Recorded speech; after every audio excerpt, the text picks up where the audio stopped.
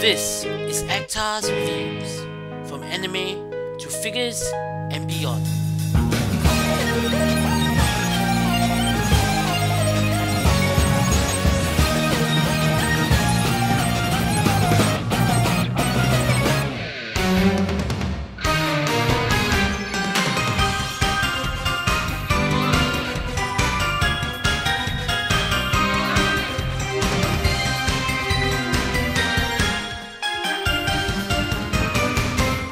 Hey, this is Actar and welcome to another episode of Actar's Figure Reviews. Big things are happening in the world of anime as one of the most renowned magical girl shows is celebrating its 20th anniversary. We have merchandise galore and even a brand spanking new television anime just around the corner. Honestly, Sailor Moon needs no introduction, as along with Dragon Ball and Macross, it introduced many people to anime way back in the day, and I have to admit that as a child, I couldn't get enough of it, much to the confusion of my fellow male classmates. But if you've noticed, Sailor Moon hasn't received any attention whatsoever on my channel thus far.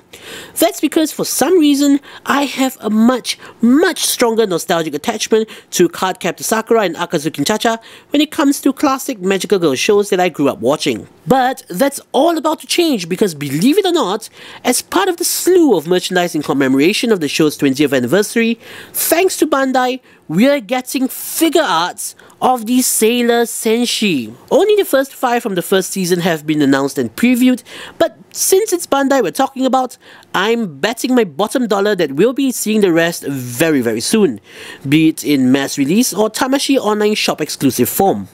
Being a pretty old series, to my knowledge, Sailor Moon never did receive any fully posable figures, and any decent fixed pose figure would cost a pretty penny. So, could this figure be the answer to our figure collecting needs? Let's find out. The box is your standard S.H.Figuarts box, though Sailor Moon inspired. We have the Sailor Moon 20th anniversary logo in the bottom left hand corner. This golden sticker informs us that we have 2 additional interchangeable face parts, winking and crying, as a first edition bonus. On the back, we have a series of pictures showing off the figure in various recognizable poses, along with the accessories that she comes with. So let's open this up and take a look at the figure inside. For those of you who remember, I reviewed one of Bandai's human S.H.Figuarts figures before, Cure Blossom from Hardcatch Precure. I found the figure to be horrendous in terms of structure, integrity and design. However, with this new Sailor Moon figure, I am beyond ecstatic to say that Bandai has fixed pretty much all the design flaws. The joints are all nice and tight, the figure feels solid in the hand, and the hair is made of a nice lightweight PVC. Not to mention, the hair and face pieces are a breeze to swap out. Right out of the bat, I have to say that I am thoroughly impressed with the changes and the improvements. And the praise doesn't stop there, as even the paint details and sculpt have been improved significantly. I mean, while it's true that you can still see several hints of molding lines, it's a far cry away from those of their earlier human S.H.Figuarts. Paint-wise, it's gorgeous, with Bandai using their signature sparkly gold, red and silver to give the figure some added splendor. Everything that should be sparkly is sparkly, from her tiara to hair accessories to all the other moon markings on her outfit. And I absolutely love those 4 minuscule dots of color on her brooch. One last thing that I would like to point out about this figure's design is that they decided to go with a really lovely hair effect that slowly becomes translucent the further down it goes. While I know some fans aren't fond of this, I myself adore it.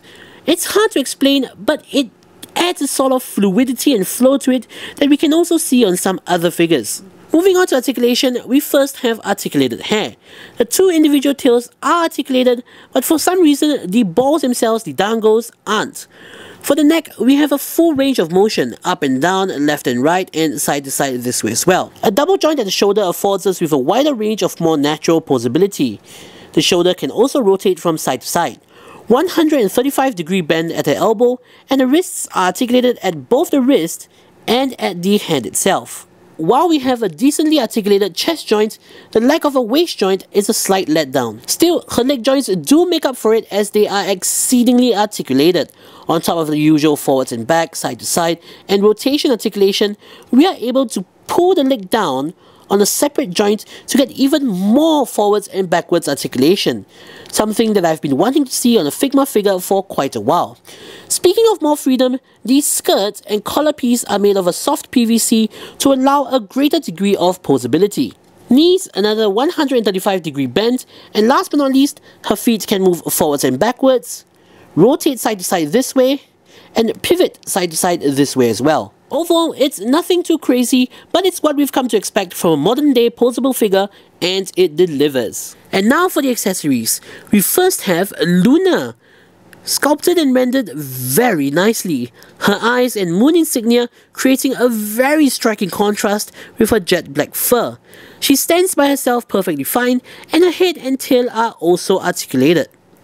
Minor nitpick though, for some inexplicable reason, the ball joint on her head is white and in some angles breaks the cleanliness of her look quite badly. Sailor Moon gets two weapons. The first one is her now legendary tiara that comes attached to an exchangeable hand. For an effect part, it works okay, and yes, there is an exchangeable face piece sans the tiara that goes together for the Moon Tiara action attack. Next up is her Moonstick. This comes in two flavors, one with and one without the silver crystal attached. Nothing much to say here other than that's some minute molded details. As indicated from the front of the box, we get two extra interchangeable face pieces for a total of 5. In addition to the smiling face piece already on her, we get 3 battle expressions, one with her mouth open, one closed, and one for the Moon Tiara action attack that we've seen already. The 2 extra ones are this winking and crying one. In terms of exchangeable hands, we get 2 close-fisted hands, 2 hands that are for use with her catchphrase pose, 2 that are for use with her post-transformation pose, and 1 for her to hold her moonstick. And finally, we come to the stand. Oh boy, the stand. If there's one thing I don't like about this figure and S.H.Figuarts in general, it's the stand. It's 3-jointed just like you'd expect, but unlike many other figure brands, their stands come apart. I do concur that they offer added flexibility and customization as it can rotate from side to side and be swapped out with other pieces. However, it also comes apart way too easily for my liking and makes it such a chore to pose. And not to mention, instead of a simple peg, you have this clamp. While it does make the figure's back seamless and allows for more versatility in terms of where you can support the figure by, it's just so much more tedious to deal with. And yes, these little arms can pop off. For what it's worth, the base itself is nice, what with the customized and personalized markings. But this becomes far less special when you realize that it's the exact same base that is used for all the other Precure figures. You'd think that for a new line, they'd change it up a bit. They call for the stand to be plugged in at the bottom of the heart. However, that means that her name will be upside down. So I say, switch out one of the plugs,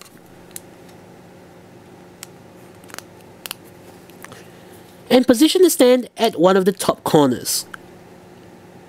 In conclusion, I was pretty worried when I first heard that Bandai was going to be in charge of the Sailor Moon figures.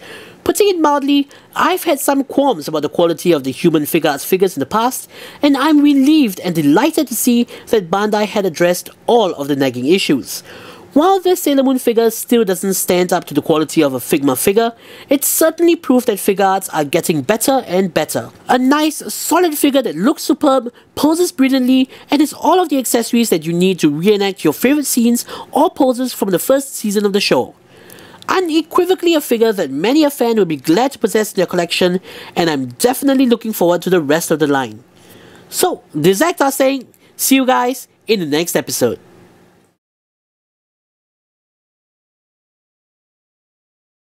Tsuki ni kawatte oshioki yo, being her iconic catchphrase.